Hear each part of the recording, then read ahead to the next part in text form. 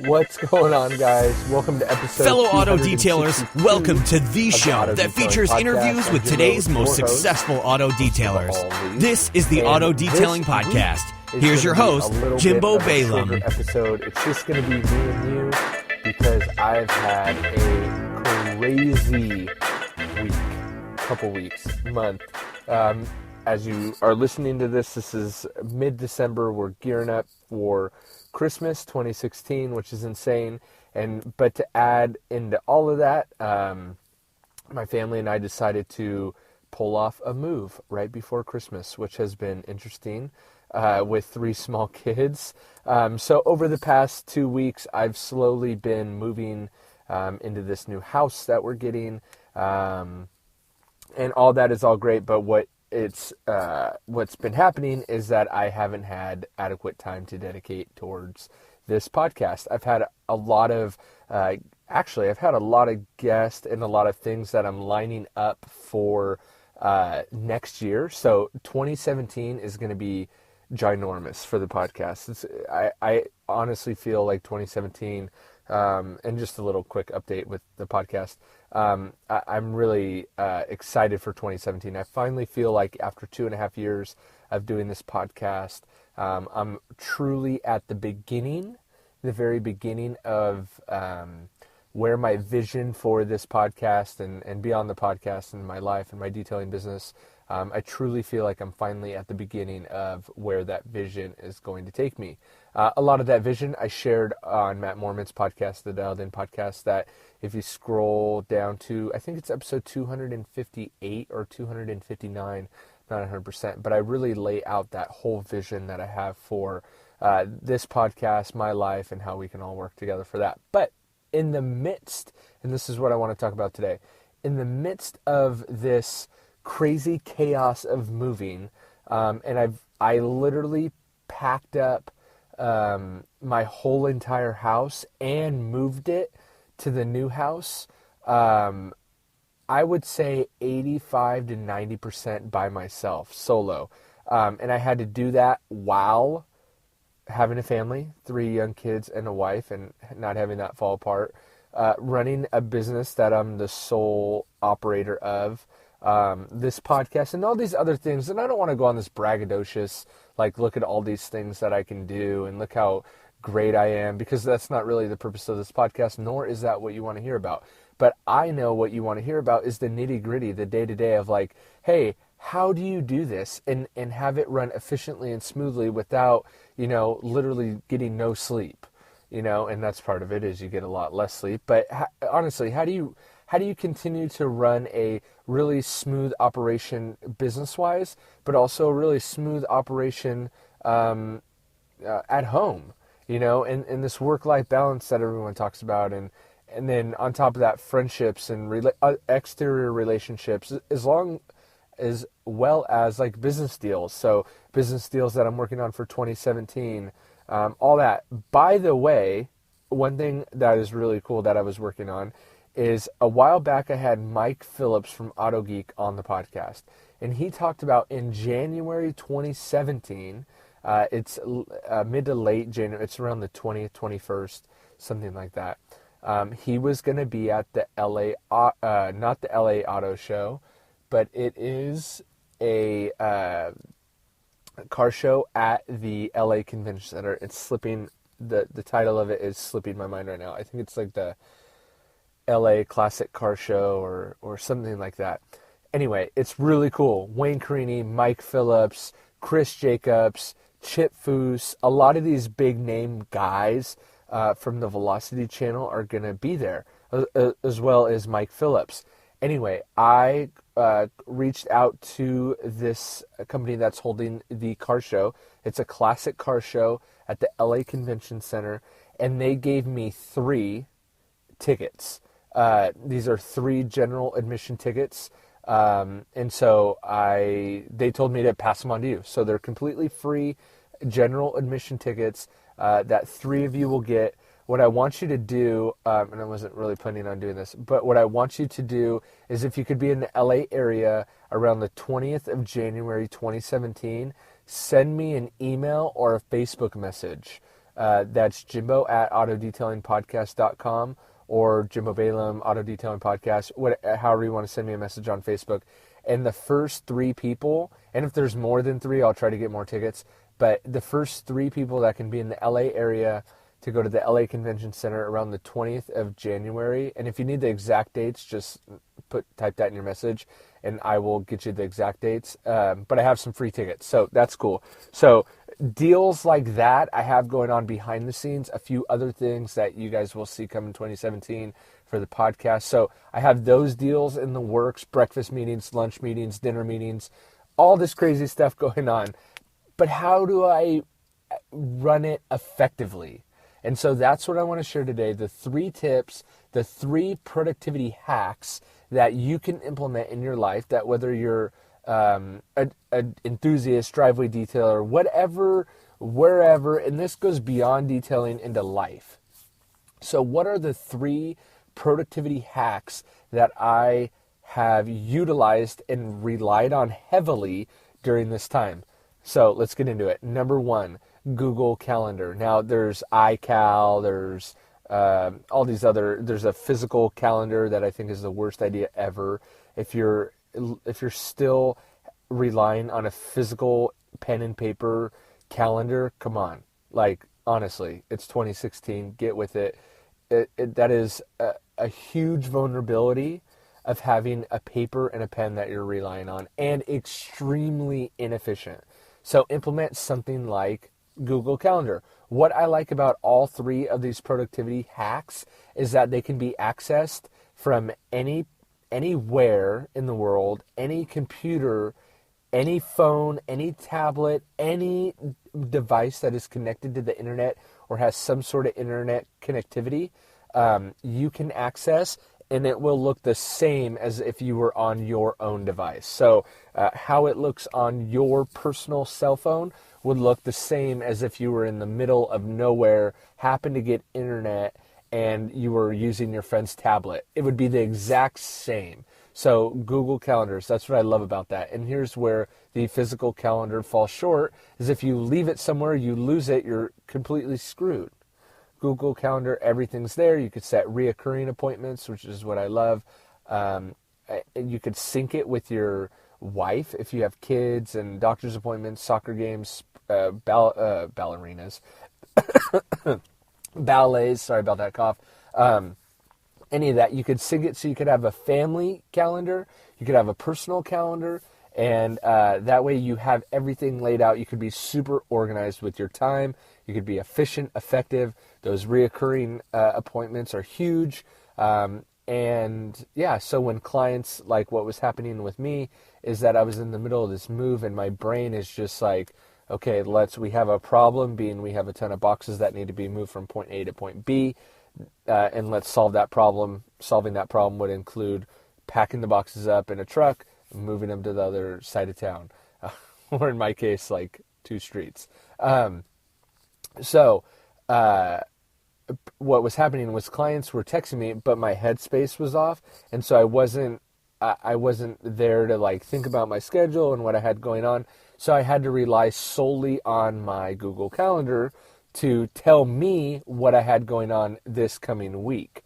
So a customer would text me, and I'm just honestly kind of going through the motions of texting them back, trying to line up the appointment, and then boom, right into my Google Calendar, donezo. So Google Calendar, huge. Sync it with your significant other, your friends, your business partner, whatever. And I think you can, I don't use it to this level, but I'm pretty sure that if you have a shared calendar with someone else, they can't see things that are not on that shared calendar. So if you have, say, with your wife or your significant other, your life partner, whatever you want to call it, if you have your work schedule on a separate calendar that is only viewable by you, and then you have your, call it your family calendar or your separate shared calendar, you both can see what's on that, but your significant other or your life partner won't be able to see what's on your work calendar unless you give them access to and all that. Again, I don't use it to that level, but I'm almost positive you can. And you can also access it from a desktop, whatever. So Google Calendar, number one, super easy to implement. If you're not implementing it, get on that. If you're on pen and paper, come on, burn that thing, get to 2016. Number two, one of my favorite that I've talked a lot about when I talked about the Better Software Company is SlyDial. That's SlyDial. SlyDial. And what this enables you to do, if you haven't heard me talk about it before, and by the way, all three of these resources are completely free.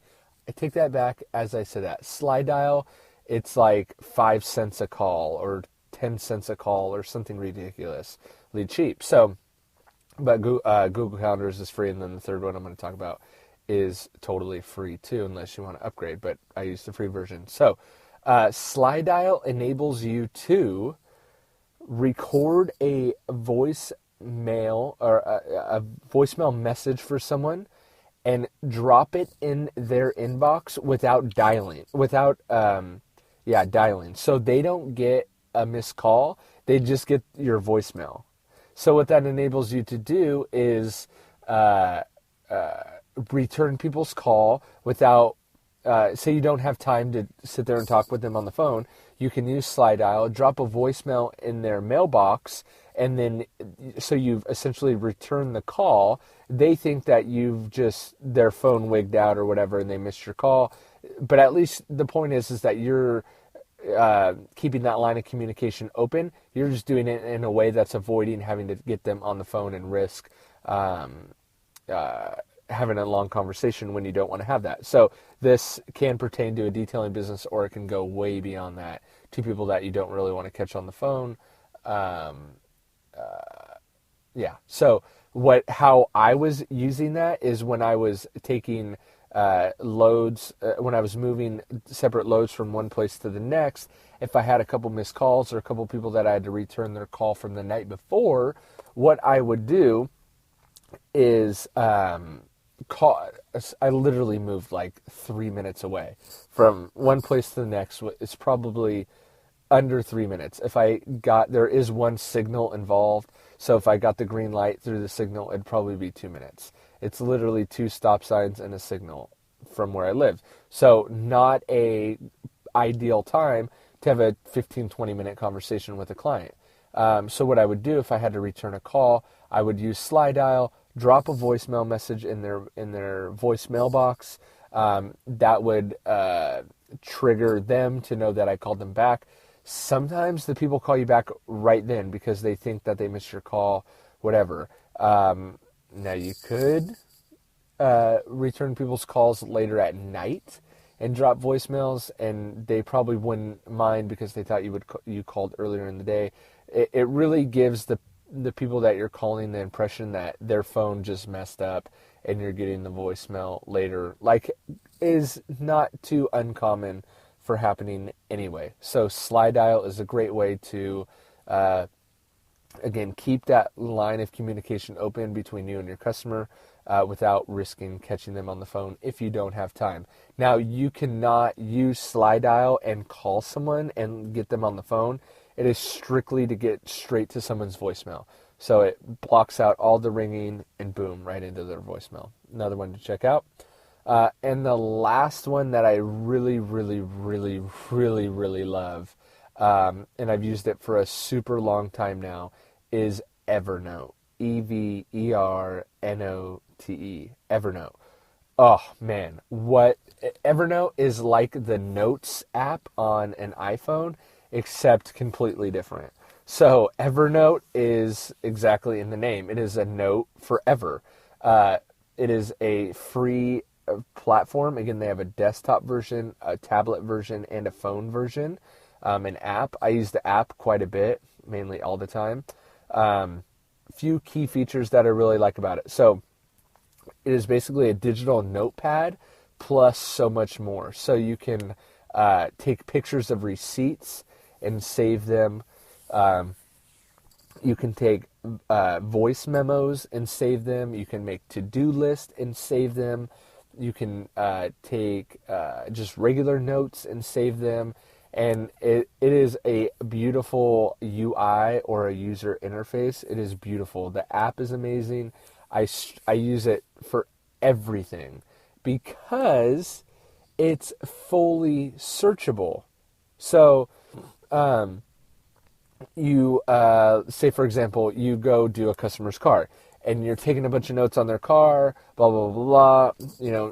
Tom Smith is your customer. He's got a white Mercedes S550 AMG. Boom, boom, boom, boom, boom. You take a bunch of notes about where the dents, scratches, what the customer wanted, what he didn't want, whatever. You fill out. It's not really meant for a CRM. That's where the better software company would come in. It's not really meant for that, but rather just notes, right?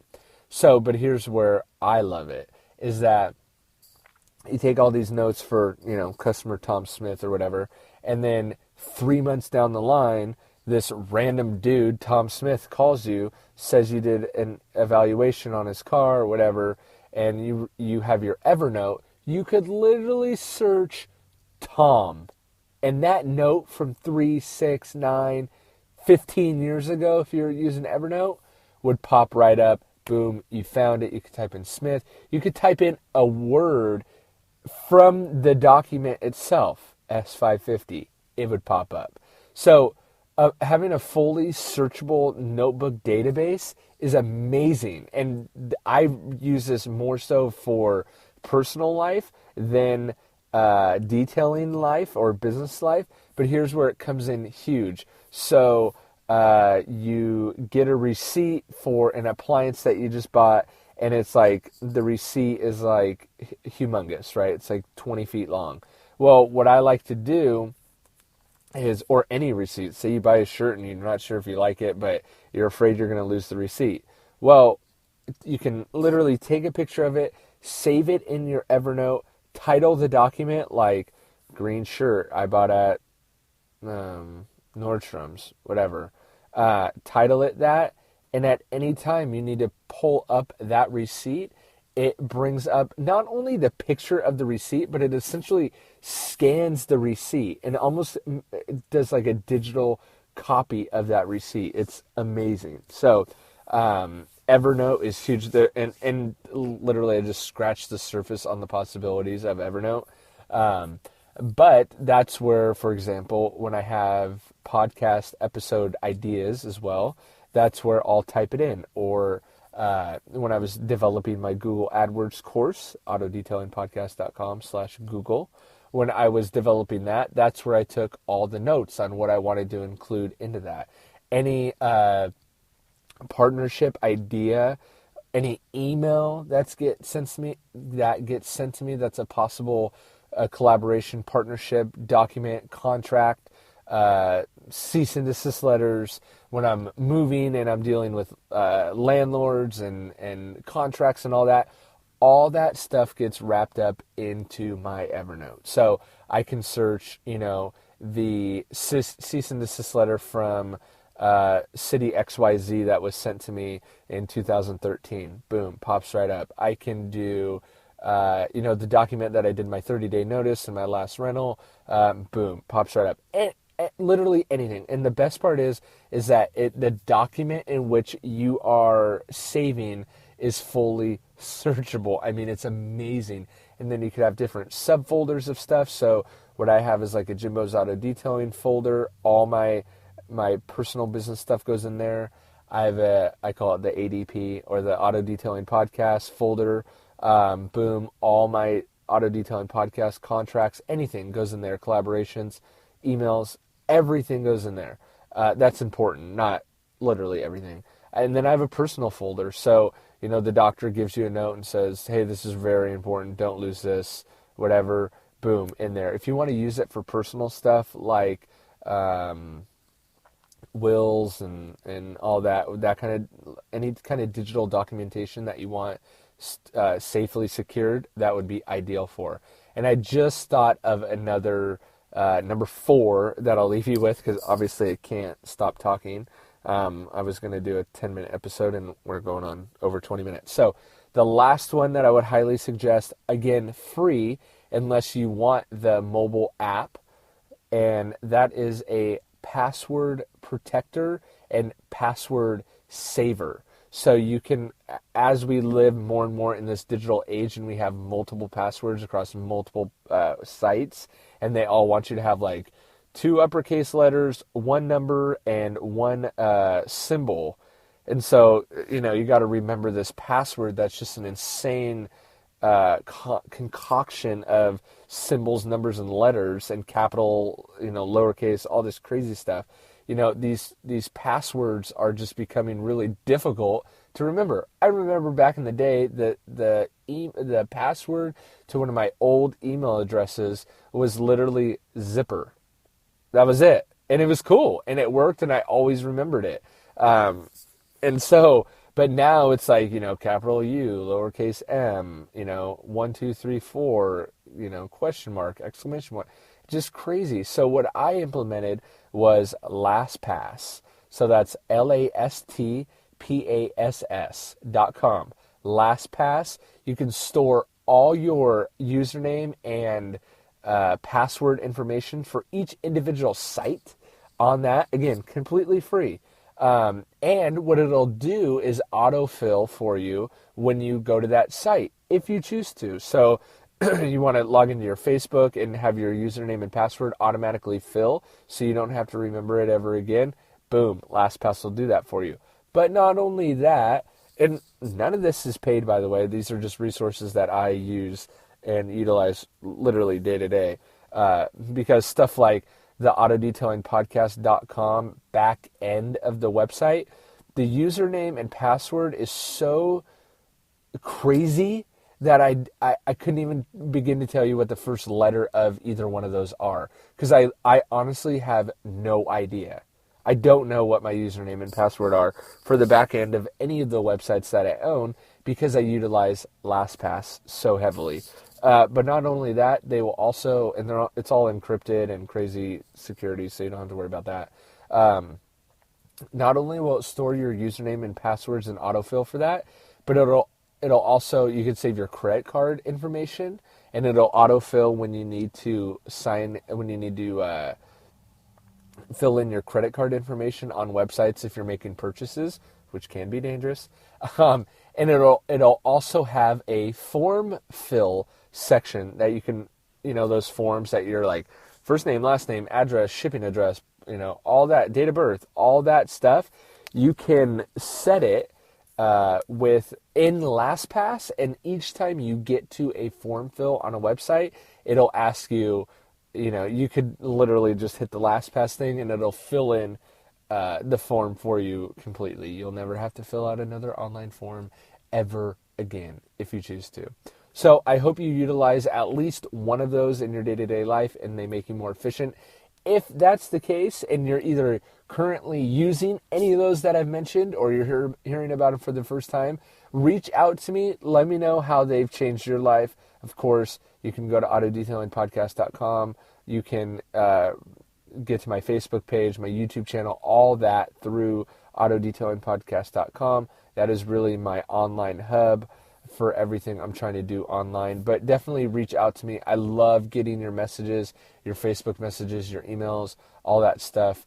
And even if the email is correcting spelling mistakes on my website, I really appreciate that too.